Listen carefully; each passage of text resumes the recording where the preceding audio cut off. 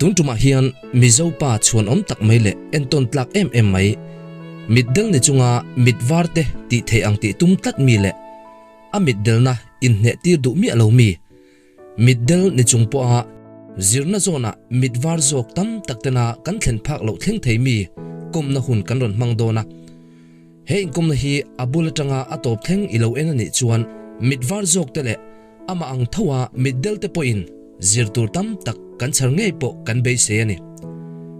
chuti rol chuan kan income dan tur hi distance interview ani awangin a zo na chan na atanga zo na chong zo om tak tak le hriat chak om tak tak te po kan zo theilem lowa chumi konga ero chuan hriat thiam na kan dila abula tanga atop thlenga minlo thlir sak turin kan som chewani ole kan zo na lama hanlu don ta ila zo na masabera chuanin a ming tele a bian le muna le an chung ko chanchin soidu anei ang te kan zo na chu hetiang hian min chang ani ka ming chu ares lorin puya nia kanu ming chu sai khu mi nin ka pa ming chu tlan ki mani is phaileng khuwa aizol district a piang le selian kania unaw pangajinga upaper kani tin kumsam hi panga middel kania chumi ma ka middel ma kumsam ni palia januri thla si ha khuwa mi new sai havenga mi kelal lian chunginen kanin neya fa pathum me chepa hi le mi papakhat kan nei ni chuan tuna hian aizol dai ko tara kan khosame kani kan soita ang khanin ani hi middel ania a middel dan chungchang le bian tiratanga middel ani le ni lo kan zo na chu hetiang hian min chang le ani ka middel dan hi ka pian tiratanga ni lo ka puitlin nu pui ka nei nu ania kumsang hi panga ogas thatanga kho eng mulo khani ta ni kumin hi akum som ni na tur chini ta ka middel atangin a middel ma deu hian harsot na chuka tok to a gauhatia te delhi a aimsa te kan zukin entira chunga chona na del do na ni ti min lo hril ta ni ga delhi kan entir chuan chumi nuwa chuan tikhan a hnu loka delta a chu ka om dan deu chu ni ta chon ka middel chan tak hi doctor to soidan chon asap tong takin an medical trauma chon uvit sante mit muthalo ti dam theilo mit kha po theilo an ta chu tarang chon chu kum sam ni panga ogas tharang chon kho eng hi ka mutalo sim sima tun thlengin ka mutalo ni mu thei chi ni to lo asoyang khan pian tiratanga middel ani lawa chutia len vek to nu engkim po lo mu ve thei to vandoi thak tak maya imit an delta ka chuan nangma le ichung ten engtin nge imit del na chu in lo don sona tin nangma mi mala beidon rum changte inei thinem tia kan zo na chu hetiang hian achang ani kan soita kang khan pian tir tanga middel khani lawa puitlin hu middel khani ta ka chuan kumsom ni chuang kho eng kan lo hu ve ta ka khan ril ru chu asom ve du thup mai kan han middel ta ka kha chuan ril ru ba ka taksa te khoi tela ke ma mi mal ta ka phe chuan khovela te hen dam chak na te kha om lo ve thu thina ni ama ro chu pathian nei tu kania pathian ring tu kania chu wang chuan khovela hi ke ma to kin ke ma hian kan ni ka ti top tu ne lo ti ka ril ru alian tlaka chu ka middel tir te a hian pathian thu lo kal ve thlap om chu sam sa na chang ni na lom chungin lal pa rong bolu la ti kha anita ni lom chungin lal pa rong bolu la ti chu alo lan da na om le ta ni ke ma chuan middel chungin lal pa rong bol la ti kha lo lang tla chu mi chuan kan nun jong song hi aron thak dam lam ding ka sia ke ma har san tam tak om ma se ka chung ril hi a hlim ve tho ni hlim nei min to ma pathian thu te pon min to ma chuan ka chung te ho khan mu hi min se em thina ni ka middel tir te chuan dam do ina ko ma dur tlang sino to hospital a chunga chuan min huin se em ma sen ron kal ta ka chuan mak teu mai hian min mu hlim thina ni chu Bible chang middle chung lan parong bola ti khan karil ru kha alua tata bang ke ma chumi chu lo lang chuak ning ka sia min hu ma chu min hu khan se me min hu ta ka chuan mak deuh mai hian an ma ni an ha dam huai huai ni khan an soi thina chu tiang chuan chung te ho chuan min mu dan kha lo ni tel ta ni ama ro chu khovela kan ni wangin har sat na te lo thlen chuan kan ril ruwa lungai chang te oma limrang thei ni bik lawa ka mit del na chung chang ka han ngai to liat thin kha chuan ka mit tui hil aron ka zung ve tho ta ni chu ama ro chu ka hun tam zok man na ni lawa ka hun tam zok chu lim na tan ka mang thunga chu ke ma hi tun thleng hian chu laia ka mit del tira karil ruput mang pathian in min pol na chuan tun thleng hian min kai hruai ning ka tun hi kala thlen pha ka nun na le ka ei zon na thleng in chung kwa thleng in tun hi min hruai thleng ning ka sia pathian chunga pum kan lom em ani chu wangin he ka mit del na hian min ne lo chu ka tingam bik lawa ma se min cái mà hi min ne em lo ni har sat na chu ron thlen chang ka chu oma ma se chu chuan min ti chaw lo wa ma son zel tur ro chuan chu mi chuan min ti chak thin nin ka ria zirna zona engthleng nge izira khoi skula te nge lekha izir thin ti a kan zo na chu hetiang hian min chang ani tin lekha zir chung chang min han zo ta ka chuan lekha hi primary tanga high school pol som thleng hi kan khuai sphai lenga kazir chuaka chuan higher secondary school hi chaltlang government chaltlang higher secondary school a kazir pol som pahni kha ka fela zethan kima college sa zinkara kan culture chutatang chuan som pahni chu ka pass pe le ta a chuan college kha samban college sa han kal zeta first year kha ka kalmana chu min huwa chuan zir zel kha ka tilawa sum don na ka ti ta ya chuan ka han sum dong ta nupui panaw de kan nei tran ta ka chuan ka mit kha delta ni ka mit del nuwa khan mi patan chuan nupui panaw chom thei kha kan ru alian bera chu mi chu ka ti thei tak lawa khan le khazir hian ka chom le theng ti ka ngai to ta ni chumi a chuan ka han zir tran le dona har san atam tak ka to ka ni admission chung changa te pon amaro chu pathian in tran puya mangai tu te min pe thina kumriat ka chol nuwa BA train ka sit thale sai ha college sa sai ha nu pui kha ka van ya sum dona te kan ti ta ko omta government sai ha college sa han BA chu ka zira chuak vele ta a ka zir zonu han Mizoram University a Mizo ka zir vele ta ni Mizo ka zonua ignua B.Ed ka zir zo vele a chumi nuwa chuan RMSS Secondary School a Lungzartum Longklai District a khan ka thok vele ta zir tir tuin chumi nuwa chuan daita lecturer an lak do na waka kan han din vele ta a cho kum sang ni som pasari khan dai ta lecturerin kan lut so vele ta a chumi nu kan lu le nu ai zola kum sang ni som pakwa miron posa chumi nu chuta chuan kum sang ni som ni pakhat a som ni atang khan ni chu kum sang ni som ni tang khan ISC Republic vela khon M.Ed ka zil vele ani chuan M.Ed ka han zira kan zir zo khan hemi UGC nuaya net exam hi kan han bei vele a education department atangin net ka kan exam kan pass vele ta rama chung ka zir dan chu ni chun keinin engtin nge na kan tho ve theng ti ka ngai tu thina bangin a ma tangin kan middel tira khan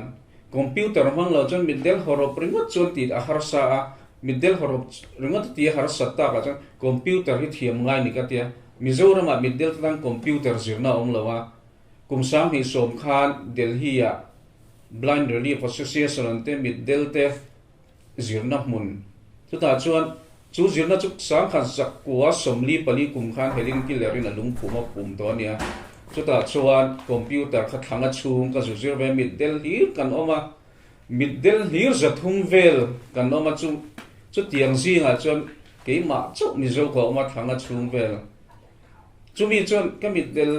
nual computer kan zirta chuan min tran pui khomai tun thing hian engkim le khazuna ko nga pon min puya engkim ka ti thei pha ve ni braille ngai loin computer a soft copy mangin ikhan thil te pokan chu thei veka le khabu te pokan ziak chho ta renga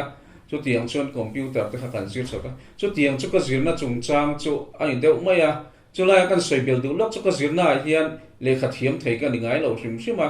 pol sompo kum ni na third division a pol som pa ni po kum ni na third division a kan nia aba kha chu BA te chu second division a kan pass ho ve MA first M8 first B8 first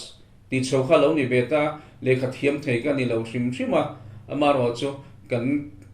tum na te pathin rematia a tha zong in ma son zong in kan kal chau ta zela kalom khup mai hing te pathian mal som na liu ani I middle na awang hian midang te le I tho pui te emo Israel no pangte atangin emo har satna I tok thinem tia kan zo na chu hetiang hian min chang le ani ka middle awang hian har satna midang la ka tanga har satna ka to te hi chu a soi tur hi chu em lem lawa har satna soi tham hi ka tok lo ni ka hrebera amaro chu ni ting kho sak phungai ro chuan khang kha chu neu hi chu machine chu kan nei ve theu maya har satna lian tham to em kan nei ka hrelo min pui tu hin tam ma har satna ai min pui tu te min pui na hi ka mulian zo thrim thrim kai ma chuan har satna to chang ta chu lo ve ma na amaro chu tiang ke ma chuan alang lian lo thina ni chu ti lai ro chuan hei office ha thok te zirtir tu te kan ni ta ka chuan enge mo har satna ve zo te hi chu lo chung na chu ke ma ngong lian be ni pakhat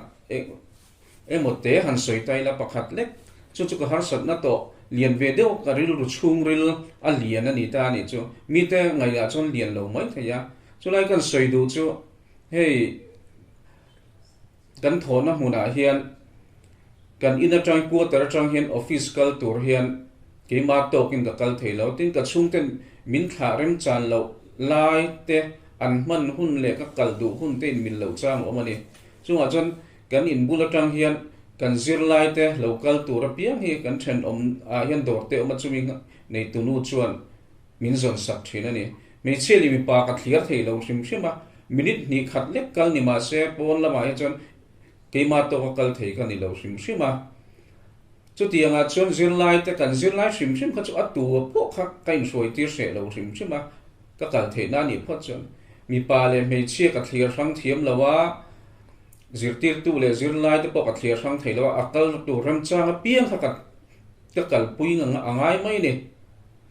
chu lai a chuan mei chia te kan zir lai mei chia te kain soi tir ngai chang lo oma kain soi tir chang te lo oma ni chumi chu ke ma ni dai chung kwa hian mei chia kan zir lai mei chia te ka lo in soi tir se voi ni khat ba ka ni long chu an ngai dan lo ni lo deuh te ha lo oma ni chu amak ki ka ti khop ma ya chu tu te mo kai ma ni dai chung kwa tang ngai dan lo oma ni wang khan karil ru atina ka thin po ti rim reu ma ya amaro chu an ma ni ngai dan ni ma ya ka ti ma ya ke ma pe chuan vok pui po kan office kal tu ni se ka in soi tir thawang ka kal the na ni phot chuan mit var ho ke ma chau tai thim mai ke ma chau mit del ka ni wangin kha midang chuan tu ma soi tun ma mo lo ke chu ka ma mo tlat sia chulaya chuan ka in soi tir khan mi mit lo ti kham mi chia sim chim ka khoi ve ringot kha mit lo ti kham to kan lo omani chu an dara hinga khoi mai mi pa bo me chia pon dara ka sai ka lama hinga khoi mai thin ta ni dara von lo chuan min soi thei lo ni mai tu po ka in soi tir chon chu ka ti dan ni mai ta ni chu lai dar ka lo vuan chu an ngai dan lo ni lo de ma chumi chu karil ruwa hin alien em ka soi chuak du ni soi chuak lo ka du riu amaro chu soi chuak ka du nei min tur lian ve em tho sia soi chuak lo thei lo ni ka sia khat tiang min suai thei tuan om kha ke ta tan al tu em ani amaro chu tiang ngai dan lo nei en om chu apoi hi ka tia an thiat thiam lo wang te po ni nga chu ti lai ro chuan arem chang a piang hi chu ka lein suai tir zel ka ringa tin sarkar dan le dai dan ka bo chen ni chun dem tur khania zil lai dan an lo complain ani pon dem tur khani ma se chu tiang ni ni si lo chu lo ni ta ni chu thil chuan min ngong na sa ve em ani amit del nuwa zirna achun zom dan le zirna zona har satna ato le to lo kan zo na chu hetiang hian min chang le ani lekha ta zirna ko ngai har satna to le to lo chung chang hi mi tam takin chumi chona ti boy chen chumi wang chon I beidon phaim ti zo na hi tam em ani chu ti hian kan chang nga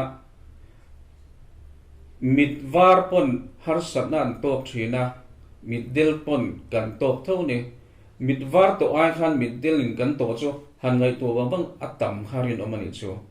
chu tiang chi chu ke ma pon chung chu thleng thina ni kan ma mo da midang kan ma mo mi midang ma mo kan ni wangin midang tel lawin kan kal thei lawa kan zir lai po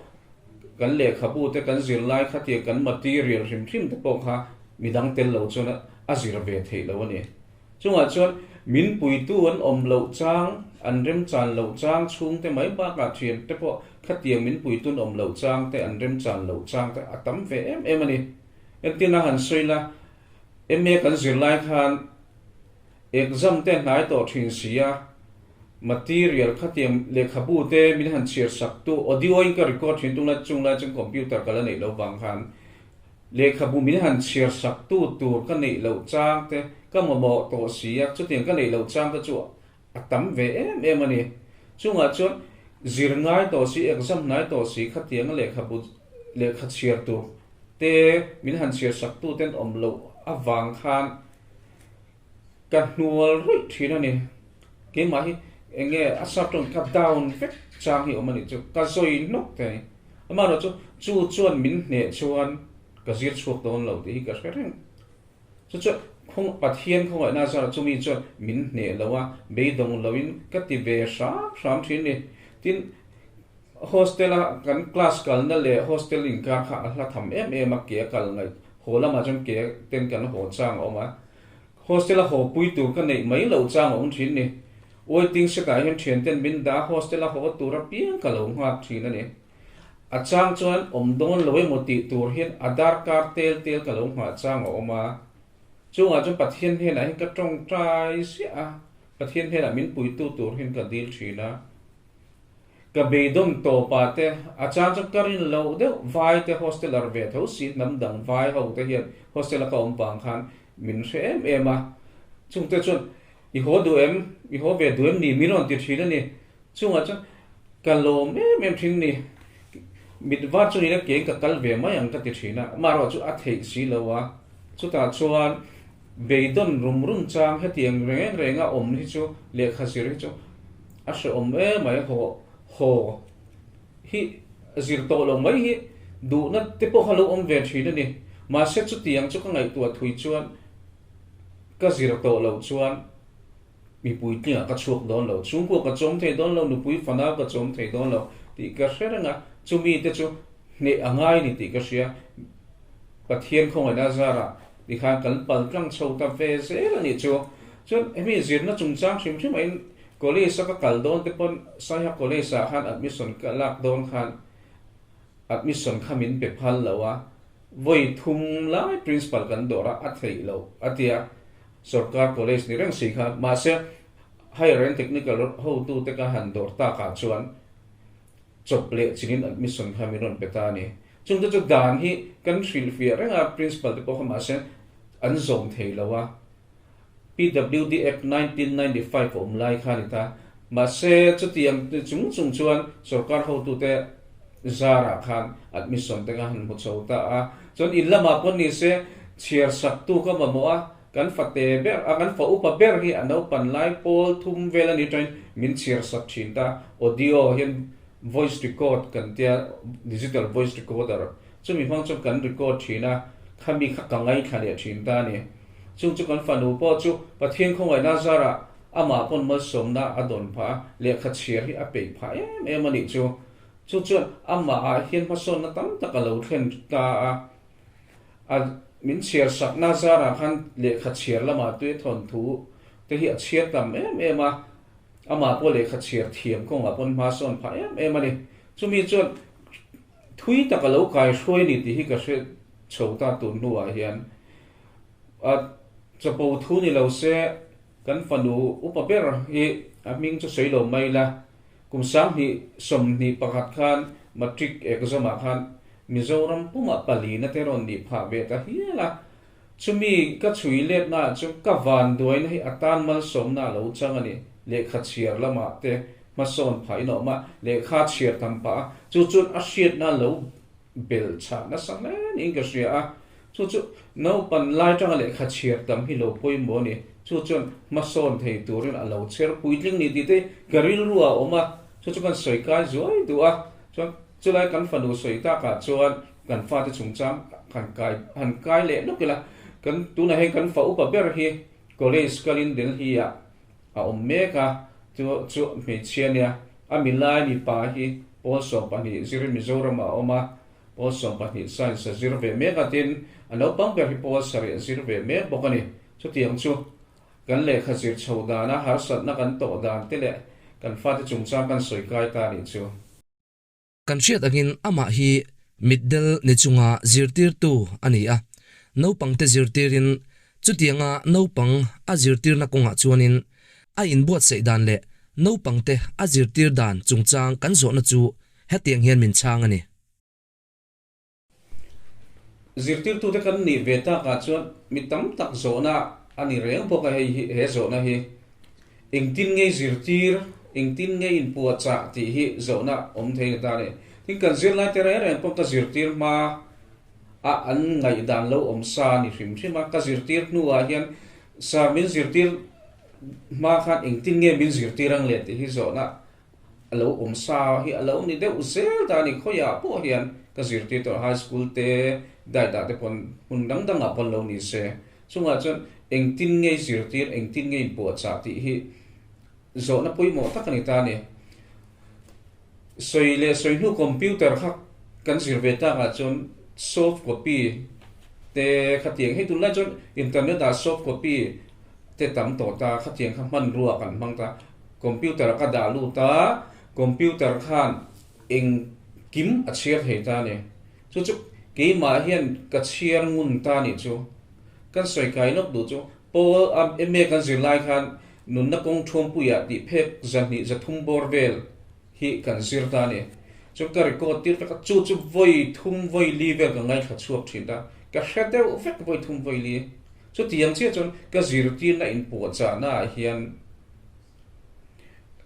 ka in po cha uluk thin ani zir tir tu ka ni a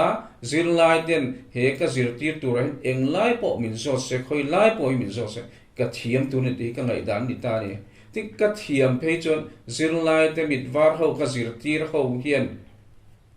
ke ma hian muan nei do na ni ti ka chiang em a middle si a zir tir thiam min ti te ka du ni chu min fak se pon lam the min fak se ti na ni la an ma ni a khami kha chona hen ka in da ni ka zir tir thiam phot chuan an ma ni hian an thin lunga hian na an ma ni thin lunga na thok don atak ngien hu hian ti ke mari lu alien em thiam po ka tum thin ta chu tiang chung ka in pu cha thina soft copy mangin chu tiang chu soft copy te khan ti chu tian ka han chiar ti ra chain ka spell tir thaya hriat chian lo deuh lai kha tiang ve ha ka ti kol ta a khoi lai po hi hren ne tur hian ka in zir lok thina ni zir ti mani in pu cha lok ma sa lo hian zir na muna class 2 ma ka lut ngai lo hrim ma khoi lai po kan topic kan thupui zir tu kai noi tur min zot pon se ka hravek tu ni ti ka ngai da ne ma se mi fam kim lo kan ne za chu kan hravek thei chong lo ni so kan in zirti ta class 2 ma te pon ni se kan han lu ta kan han in zirti ta ke chun board te kamang theilawa khat smart board ti te whiteboard green board ti te kamang theilo ma se ka soi fiat thiam hi poimo ti hi ka chiang em atong kam man te ulu ka ngai khatiang khan ka zirti thin ta ten class 2 ma ka ve call thin ani ka ve call ani khan zirlai ho pe chuan acham ni tin deuh tho ka zirti to ho hian ka middle tak hin rin lo cha hi atam ani chu ka mu thei mo an ti phone ni khoyang ka mu thei mi lo ka ti point min ring hlel phone ni chu aom zia ta ka chon zirti tu in po cha that poimo na alan na pakhat nin ka ria chuan zona halai ta zona ron om thei in zo om tak in kan hriat cha deuh tur chu engtin nge an sarpe parache kang ti te ni ta ni atlang pui thuin hetiam pol sang ka zirti to nu chon dai da ka tho to nu chon tunla chon smartphone te kan neya Microsoft Word te chu thei to a chunga chon an assignment ten test na te ka chu ti thina ni tin hemi internal test a phe chon bi etho ka zirti ho a phe chon internal test a ke manin dai ta hen computer kan nei nu la chumi bang chon ka test ti thina ni Microsoft Word tin tira u ka tia khan mai tan pot alo thai em ani chu ke man u tan da soft copy an te han chu ta ka chon ke man computer tara chung te midang ti bu ai me le ka check vek the ni chu mi chon film khun na tam tak min siam sak bok ke ma pon an ma ni zil lai tan pon tha a chuan kha chuan chu mi ni lo chu pe para ka test ti chuan ka chung te a hian man deuh big te kan ya chu an ron chira chu tiang chu an chiar da na tang khan he tiang pang chu son ma khleng khan ka uluka ka min check pui thang chuan an threat ka du dang kha chon ma ka lo pe mai thin ta ni chu an sa pe par ka check da ni ta ni chu note te hi engtin ngei pek ti ang chi te po mai theya soft copy kan nei hi WhatsApp group te kan sim chunga chung ka pe mai thin ta achan cho an ma ni in zon chu tur te hen ka ti tho ta ni bi eta pe chon ma ni in zon chu thei tur a thiam na sang kol vek an ni to a chung ho chon an ti thei mai ta ni chu chon an thiam lo deuh lai thalo amin ron thona a material kha that lo deuh chon chulai chu han sim bel te chu ti zong deuh chuan ti hian ka soi mai thin ta ka hrit le mai thin ta ni chu soft copy hetiang zong chi phone a te pon ni se laptop te po kan manga tong thei na mit war ho man pa ngai vek ni si ma se tong thei na kan da kha tiang vek kha aron chiar thei vek ani chu tiang chu ni ta ni chu class 2 ma chu tiang chu zero lai te nen class 2 ma kan ni ti ngai to ta ka chu kan in po me mani ni ke pe chu he tiang mit tel kan ni ta ka chu kan in po lo thei lo zero lai ho hi ka ma mu na sang bi ke me mani class 2 ma min roi tu tur office le class 2 min kar min roi tu tur te hang khan zin lai te hi ka mang lo thei lo ta chung ho ne na hanin ruai ta ka in po na siam em ani chu kan in po ta em zel ni zin lai ho min pui te hen cha ka sa ke ma ka hruai chati te po an nga ni chu tiang hun te chu a theng fo ni chu nga chu ka lom em thin ni chen min khatiang a ke ma pon ka man tang kai em ni vai duat po ka duata achang ta hi chuan le in tur thing pui lo te po class 2 ma kan so lob chang thei om ve fuwa khatiang khan ke ma ni zin lai te ke ma le zin lai te big page ka in po wa an ma di lung ngai na an har sat na to ta thlingin min sil ngam thina ni chu tiang a azir na a kal chho ve thei chu kan ni ta zin lai te zara te hlo nei te kan lo ni boka chu ba chu kan hlo te po hi zin lai te a hian ui tur ni hei nem tin ngai dan te po ke ma hian a piang na sa em ani chung chuan zin lai te nen in po na lo siam ze ta har sat nan to ten thiam lo pong ka haw ngama thiam tur pon ka hrila zil haw na po hi kal keng ko tha ngam viang ka sia class 2 borok te po hi min bum du te po hin om lem lo an du chuan an lo mu thu dai thei ma se mu thu lo turin siam tra ka tuma chu tiang to chu ka in roi thina ka in shual thina ni pathian zara tu thangin ka tiang class lak vel chung cha pon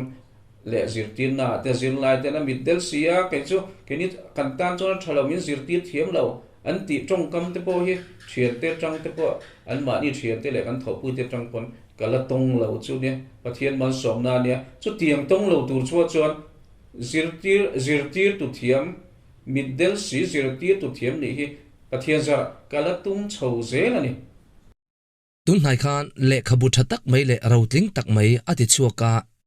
chu ale khabu chungchanga soidu anei tele aleidu tana leina turmun tele ale khabu abuat seidante kan zo na chu heti ngian min chang ani tun nai khan le khabu te kan han tlang zar ve a me ni ni khan le khabu ngai zo dai de toria ma hian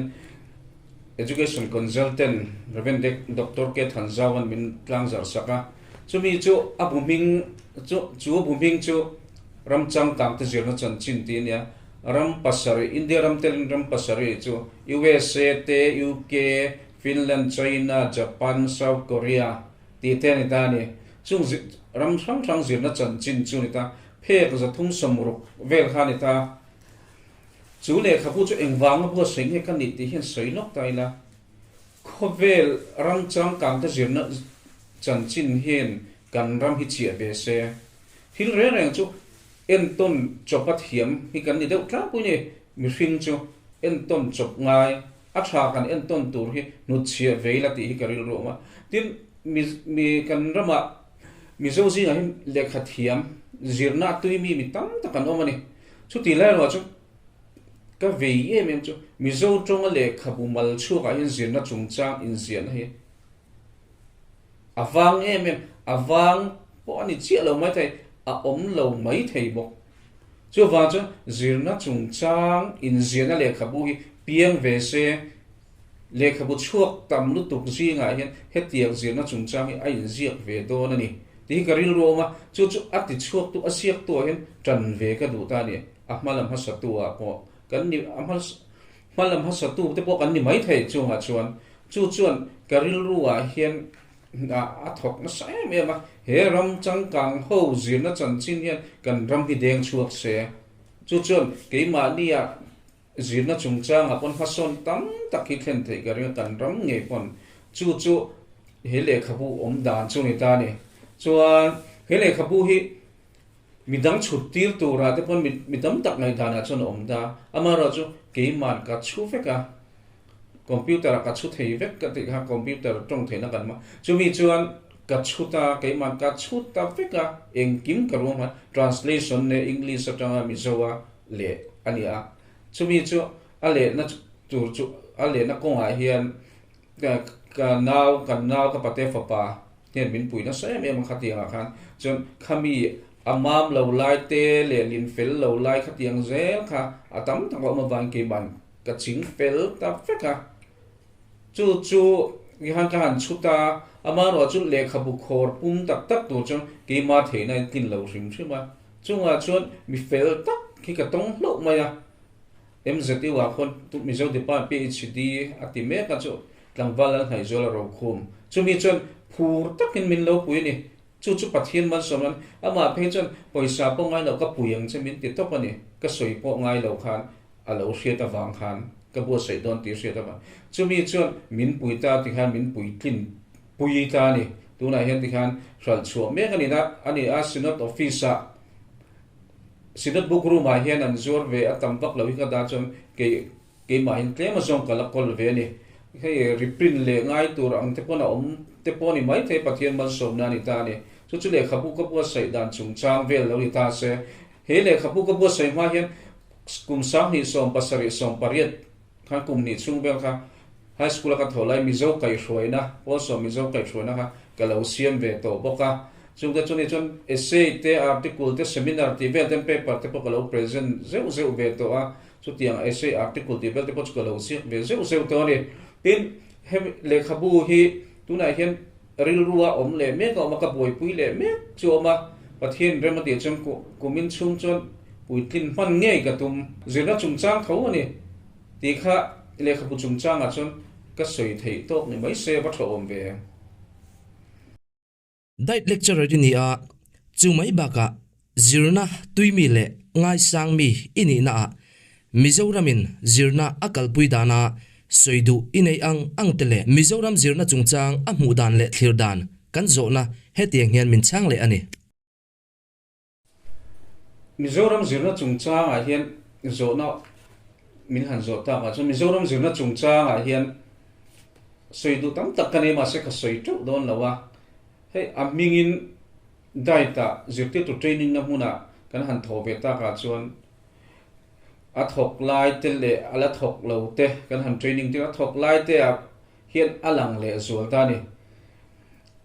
Mizoram lim kha lang chiang me matin a thok ala thok lo ho an ron zir chho zel to na tanga kan zir na ina ron lu atanga kan han zir tira hian an Mizoram zir na lim kha hi tam tak a mu the ni chu ka ve em thina ni chu zir ti tu training na huna hian training ti lai ka ril ru alian em thine pre service training kan ni chun an training hemi academic line pa ngai general line pa ngai kan ti BA BSc ti vel ho nen hian danglam na nei kan zir ti rang ti lai ka ril ru om ta ni chu that lecturer te hian hetiang academic line pa ngai general line pa ngai ho nen kan zir tir dan hi ain ang ni hian ka mo ni ti ma ngai dan ni chu kan zir tir a training system mo hetiang in cherna tak kal phung hian kan zir tir lo em o ka tia by heart te not khatiang academic a exam ti vel remote kha kan ril ro om thing training a chu chi sang om the ta ni om apoi mo bera chuan zirti tu training ni chan zirtir dan thiam mi ni turin kan sirangai ning ka sia zirtir dan thiam mi di hi poi mo em a academic record tha zirna tha qualification tha doctoral degree kan ti te po lo ni se chung te po chu lo ni se zirtir dan a thiam lo thei tho ni chu tiang che chu zirtir dan thiam mi a hian kan zirlai te kan training me te kan chu angai ni chu tiang tura kan cher ni lo ngai dan hi kan ni chu kai ma chu kan in du thona te pon ni mai te thian te ka hek na pon ni chuang me lawa chu dai rim te zirti tu training na B et a pon M et kan zirlai pon ni se chu tiang chu alang chiang em ga sia ni chu cher ngai cher turan ni a kha kan cher thiam tok turan ni ti ka ngai dan ne zirtir thiam mi atan hian cher hin poimo a lekha qualification ang rawa zirtir thiam min ni ngaya zirtir thiam mi an ni lo chon zirlai no pangten zirlai ten an shefia thailo an man thailo thina ni chu kan ton sia ta kan shefe gang han ngai to bang la mi pui te hian kan shefe gang chu lai chu ke ma chu ka ta poi mo em ani kha pakhat na lo ni ta se apani na chuan zirlai te nen hian zirlai te hi kan po to kem zirlai te hian min hlau nge min za ti lai hi ta ni min ne lem ti lai bo ro hi apoi mo em ka sia zirtir tu te zirlai ten zirtir tu te kan ne lo zong te zirtir na hnuai a chon le kha thi ma har sa ni an zirtir na man har sa em ani chu tiang tu cha in po takin zirtir tu te le zirlai te om ma tha ka ti ya zirlai te ne kan in po phut chuan kan an thiam lo zong po min zor se lo nga an thiam dan tur po kan sil se lo ho ngai huna pon kan hau se don lo ni chu tiang chu zirlai ten in po takin omila ka du ta ni chana pathum na chuan in service training a thok mek te training kan han conduct thin ta dai ta te pon chung ho kan cher da na chu mana an soi thin chu tiang training ho chu mana min zirtir ang tho ni min zirtir an chu chin ni chu tak chu apoi em ani chu mana an sia to nu kha kan zirtir zel ni chuan thil thar in siam that na tur lai Mizoram education zirna chungcha nga khan ke mani nge kan mutan nge kan har sabna ti a lo zon chu lo research ve atang khan khala in service ho chu kan kai hroi tura ka ngai thunga tin khang ho khan nge har sabna to ti te kan chin fel pui tura ka ngai ani chu tiang chu zirna kal dan hi siam rem chho hret thutila tha katia he kan education tuna kan education minister ni mek Dr. Balal Khana hian interview vela practice teaching an ti te hi atha me mai chu practice na china point pa ni na ka soyanga zirtir thiam mi practice teaching an ti chi khan zirtir thiam mi le mi lo sia thei ta ni degree tha deu zirtir thiam mang lo hi a om thei ti hi kan pom hi ngai ka te kan pom po ka ringa ma se kan soi chuak ngam lem lo mai theya chu ti le ro chun India ra ma chu certificate system kha ani tlata certificate nei tha ho din chuan ate bo hi lo ni dewa a thiam le khazir sang ni lo a thiam din chuan hi ni se tha ka tia le kha thiam din chuan ani huna chun kan sir na point ma son ze langa training tir tur po hian a thiam hi mang mai tai la mo a qualification sang te kan duwa chung ai chu a thiam hi man hi tha ka tia zir tir thiam mi le a zir le kha thiam le kha zir sang hi ka ngai san pa de un ka ni a san pan om de win ka si kan om de win ka si a zong a chu tiang chu kan zir na chuan clear sang thiam toila tha ka ti khop maya chu dai ta tang po hian ka dai ta ka tho tang ka thlir dan pakhat chu ni ve ta ni chu chuan tu na kan le khabu siam te po kha zir tir tu te chuan eng tin nge ram dang in zir nang kal pui dan ti the lo clear se an qualification te in khawem pakhat han sei lo Finland na chuan primary school zir tir tu a master degree chinan mangani India ra ma chu class 12 mo khatiam te kha enge dang lam na ti te kha lo clear sang sen chung rang chung zir tir tu te hian a thok meng te po at la thok lo te pon in toi siam na ke mani in zin na tur tam tak kan nei donin ka sia ni chu mi chu zir na chung chang ka thlir dan chu ni tamai se a tha ome a amang thawa middel rual ban lo tele an chung te hne na thu cha du anei angte soitura kan som na chu hetiang hian asoyani Mizoram ke ma anga rual ban lo ve te chung chang hian ne zona kha thilpoi mota soidu ka nei ve tho maya ma ro chu tiang ke ma ni ang ho fui thei tur chu ka ni chem ti ro chu kai ngai to kai sit ru ru khop maya chu lai chu tlem zong han soi ve ta tho la hei puitlin nu middel kan nia pian tira middel le puitlin nu middel te hi kan oma ma se pian tira middel hi tam zok hi tuna hian an ni in kan sia chung ho te chuan har san atam takan lo pal tlang to a an har san na pal tlang dan an tor dan har san an tor dan an mat son dan te le kan mat son dan te point ang lo ni atlang pui thong ke ni ho hi chu puitlin nu middel ho chu kan doi deuh bi ka no pan lai tra middel ho hi chu an huai bi ka ni thil a pian mang te khatiang vel te an mu thiam lawa ke chu kan lo hre bek to khanga te kha har san na tam tak kan to kha ain ang lo the ni ama ro chu thil ke ma ka soi thin chu mi hring hi eng ang point omila thuak kan man thei chung chu manin to del na hun chan si kan nei vek ning ka sia mi pa ngai phe chu mi pa ngai ha thok phe lo chu ha thok phe lo chung te chom lom phe chu se mi lo hi chu eng ang pon an chu ko din hun lo om po ni se ke ma ngai da na chu an sang thei lo sim sima mai to ka thok chuak sam ma ni ma mo thok chuak sam ni hi a tha ka ti em ma chu ti lai ro chu ke ni rol ban lo te phe chu khat tiang ma ni ma mo thok chuak thei tur chun tor chel pe mo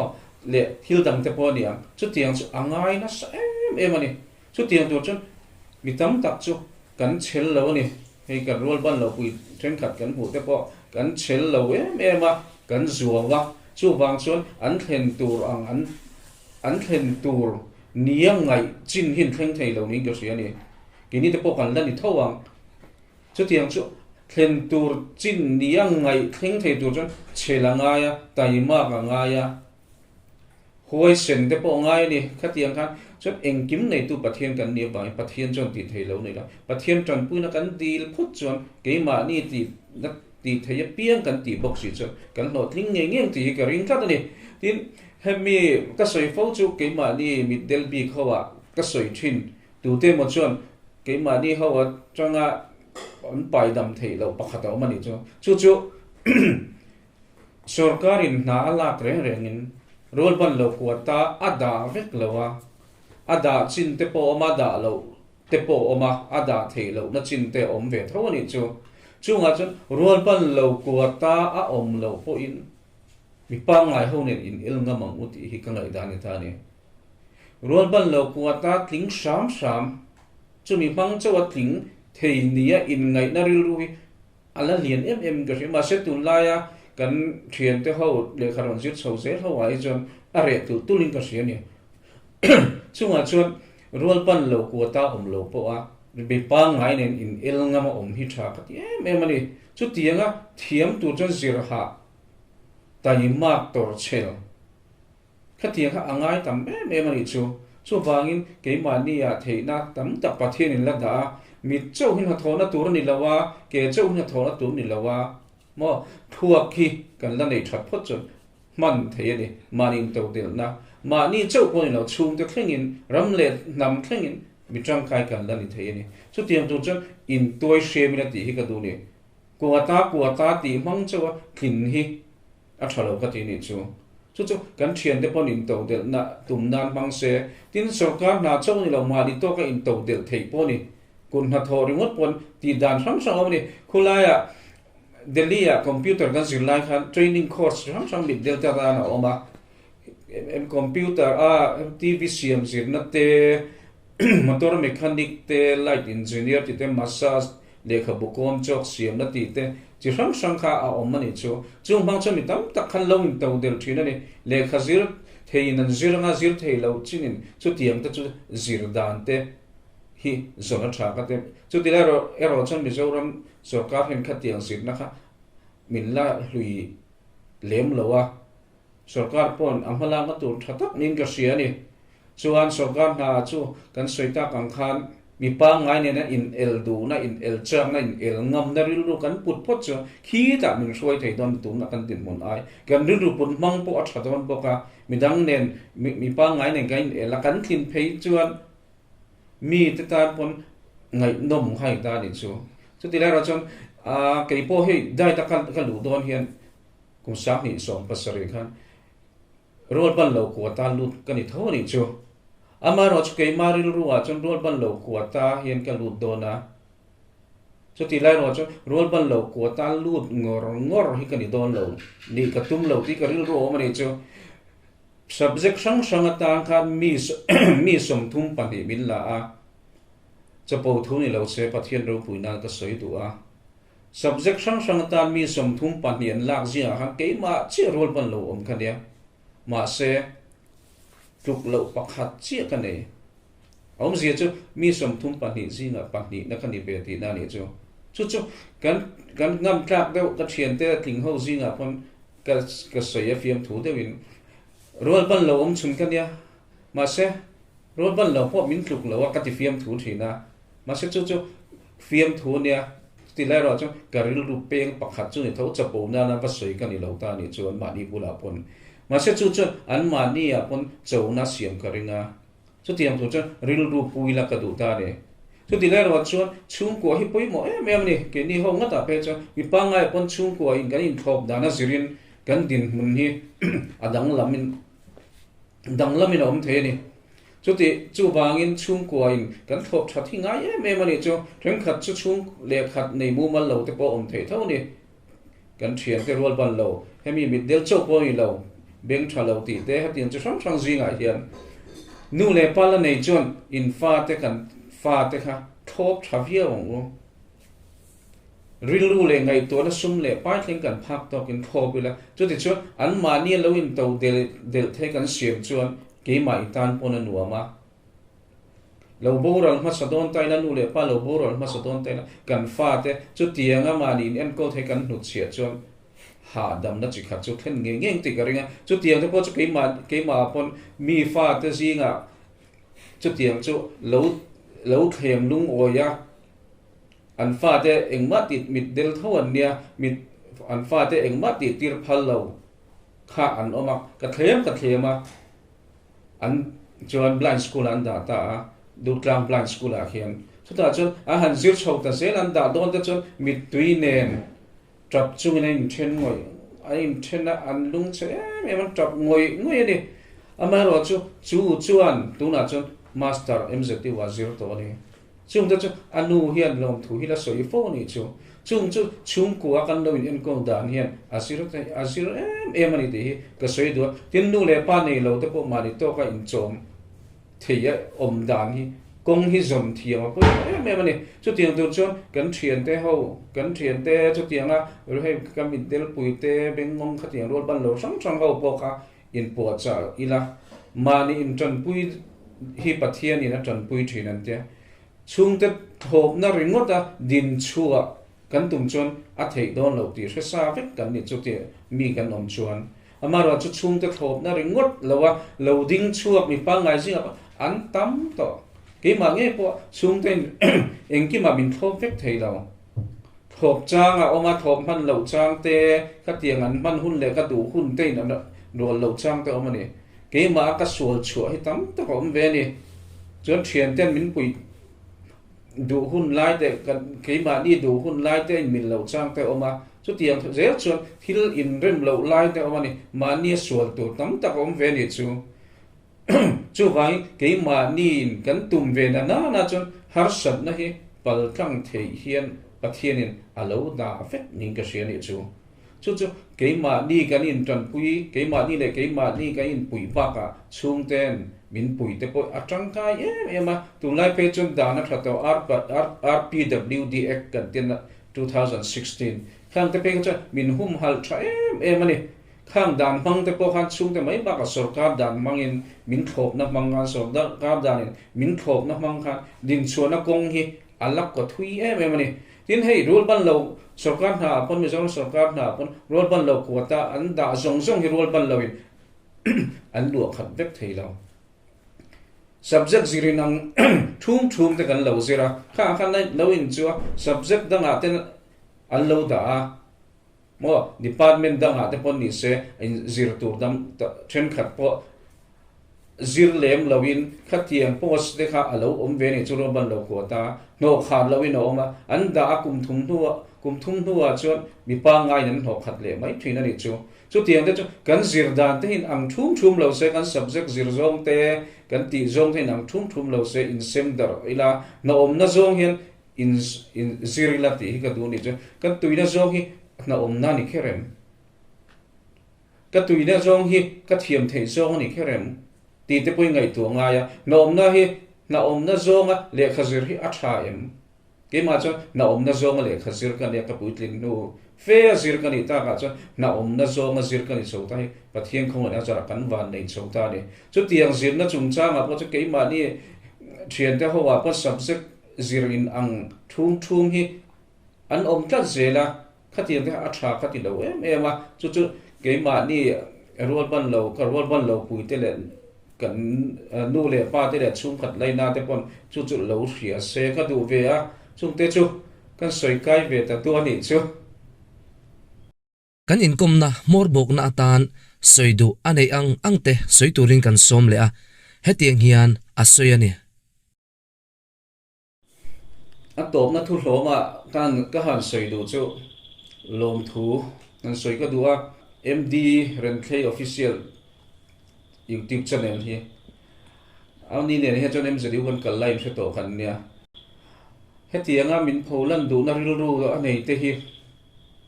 am zia ta chon pathian thil ti theina po chu na ta na du a chu wangin ama chunga pon lom thu ka soi tak mewa hei hi ke ma pon ka trong kam moi lo te lo om ri chuan chapo na trong kam te mi te ta ngai khak se om te lo mi chamin lo ngai dam ulaka du a tin hei hetiang ka din hun ka thlen theina ka mi del nu fe le khazil le hetiang chovel kan nia chang chen nuwa ngachina ka soi mai soi kai ngai ka chung te chung changa lom thu soi lo thei lowa chung te nu pui fanau te min thoba chung te a pon thop na na tak ka donga tam tak ka donga ni chung chu pathian min pe ka nia tin ka fanu upa ber pe kha chu khatiang kha ni ta a min atir te pol thum vel ni tai min cher sak thin to ta ni ama kha kan soi kai no chu chala chan ka fa upa ber chu ni som pasri ka hu mana aba ka fadang te chu ka hu man ta lo ni tun thleng in he pathian in remati chon van rama te mule thei tu ra te kai nga ya tiang chuan ko oma tin ka le khazir chhona ze la po hian thian tha deuh mai pathian min pe a tin sai ha kan nom lai pon aizol ne na inkara hen ke ma in sumo te tun ma sumo service ma pon nine ba sa te kal fo ni chunga chun kan kal doin chung ko tong trai na kan in hlan thina pathian in thian tha deuh kala hriat ngai mia lo the min on pe thina ni chu ta chia chun pathian rin tlak zia he ka mu thina ama ro chu mi hring kan nia suwa ti sual le thin kan ni wang hian pathian in min pangai na hi kan thre zo mal som na kan don te hi kan thre zo seng lo thina ni chunga chun thian tha deuh mai pathian min pe tun thleng pon la kan ei zon na muna ai zol dai da te pon thian tha deuh thau pi fel tak tak te min la pe se na henga te pon lom thu ka soi tak mewa mi te tel lo chuan kan kho sa ve thei lawa henga te hian ke mai to kho sa thei lo kan nia mi te tran pui ngai kan nia tran pui cha om te hen kan om lo ang ti te ka lau thina ke ma po chu tiang mi te chu ka lo ni mai thei boka ma ro chu tun thleng in pathian in min tran pui tu tur ka cham lovin min la siam te hi ka lom ma thian te khatiang thum khat leina le kan zin lai te nge ho min pui na zong song chunga pakhan lom thu ka soi tak mewani hetiang hun lu tak zanin te pon pathian in min man pele te hi alom ka tia kan thu soi te kan chan chin kan soi ve te kha mi te beng ti thlep tu niang ti ka hlau maya ngai thak dan te min lo thiam sak ka duwa pathian in mal som se ka duwa mi te ta mal som na ni ve zel dan te om sela chun su pathian lo mang se ti hi ka du thu sa ma ni a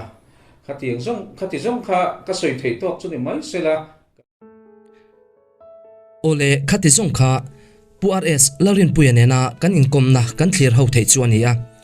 achan chin atanga kan hriat du le hriat chak tam tak kan zo na te felfai takamin chan saka wangin le ahun lutak min pe ka wangin ama le achung te na lom thu kan soya tin video lo boy puisak tu te azir line no pang te na po thinlung takin lom thu kan soibok ani heshing nuna hian lo tin na hi ama mai na rong kal lava